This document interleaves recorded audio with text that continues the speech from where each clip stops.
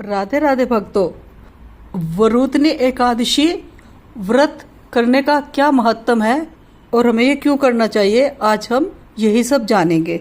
गर्ग संहिता के माधुर्य खंड में अध्याय 8 श्लोक संख्या 41 और 42 में नारद मुनि राजा बहुलाभ से संवाद कर रहे हैं। उस समय भी नारद मुनि एकादशी व्रत की महिमा का गान करते हुए कहते हैं कि जो मनुष्य शुद्ध भक्ति भाव से एकादशी व्रत का पालन करता है वह अपने मातृकुल की 10 पीढ़ियां, पितृकुल की 10 पीढ़ियां और पत्नी के कुल की 10 पीढ़ियों का उद्धार करता है।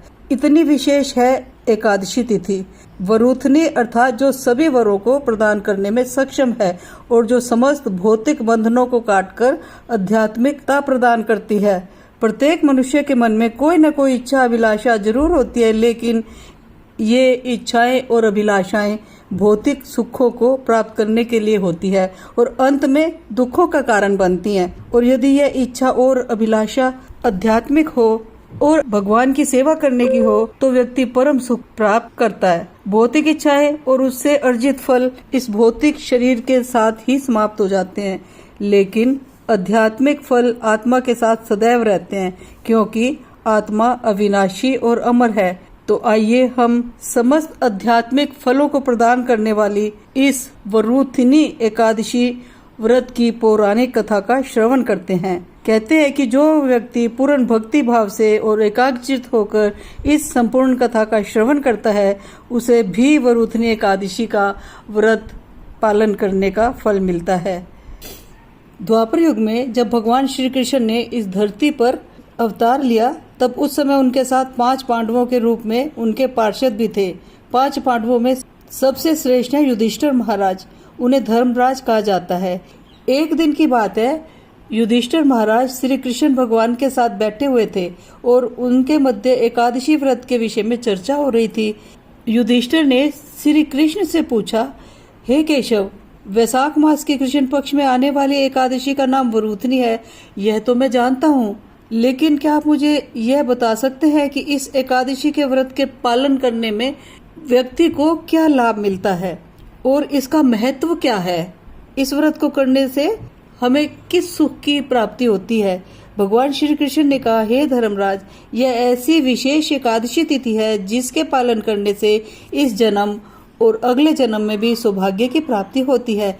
इतना ही नहीं, हर एक जन्म में इस एकादशी व्रत का पालन करने से व्यक्ति वास्तविक गंतव्य को प्राप्त करते हुए इस जन्म मृत्यु के चक्कर से हमेशा के लिए मुक्त हो जाता है और आध्यात्मिक लोक को प्राप्त करता है।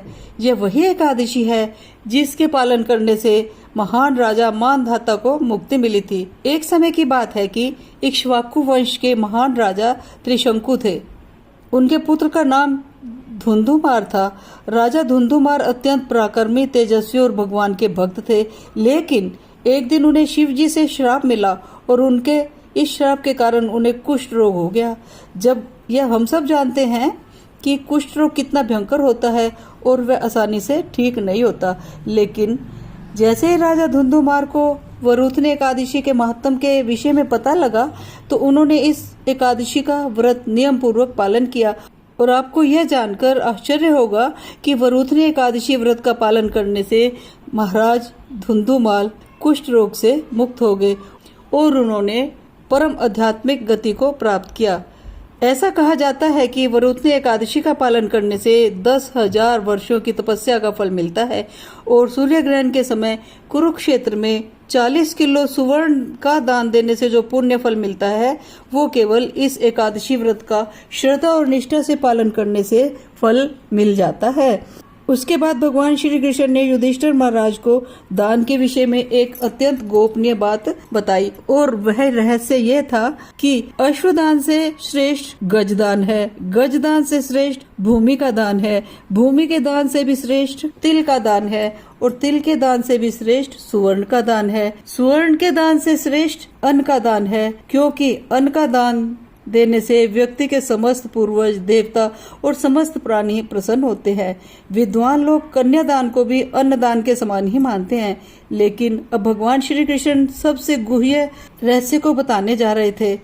भले ही अन्नदान को महादान कहा गया है, लेकिन अन्नदान से भी श्रेष्ठ है विद्या का दान। अब कृष्ण वरुथनी एकादशी व्रत पालन में कुछ वर्जित चीजों के बारे में बात करते हैं। वरुथनी एकादशी में कांसे के बर्तन में भोजन नहीं करना चाहिए, मसूर की दाल, हरी सब्जियां, मटर का सेवन नहीं करना चाहिए, दशमी और एकादशी के दिन शारीरिक संबंध से दूर रहना, ब्रह्मचर्य का पालन करना, झूठ न बोलना, किसी की निंदा न करना।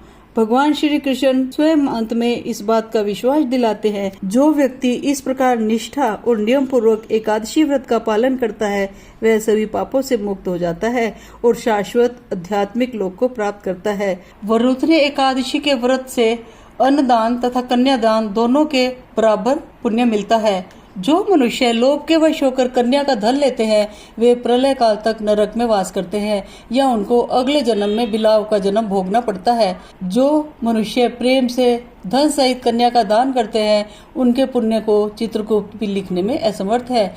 जो मनुष्य इस वरुथनी एकादशी का व्रत करते हैं उनको कन्यादान का फल मिलता है। एकादशी के व्रत वाले दिन जुआ नहीं खेलना चाहिए तथा शयन भी नहीं करना चाहिए। उस दिन पान खाना, दातुन करना, दूसरे की निंदा करना तथा चुगली करना एवं पापी मनुष्यों के साथ बातचीत करना सब त्याग देना चाहिए। उस दिन क्रोध तथा मिथ्या भाषण भी नहीं करना चाहिए। इस व्रत में नमक एवं तेल नहीं खाना चाहिए। हे राजन, जो मनुष्य विधिवत इस एकादशी का व्रत करते हैं उनको स्वर्ग लोक की प्राप्ति होती है। अतः मनुष्य को पापों से डरना चाहिए। इस व्रत के महत्व को पढ़ने तथा सुनने से 1000 गोदान का फल मिलता है। इसका फल गंगा स्नान के फल से भी अधिक है।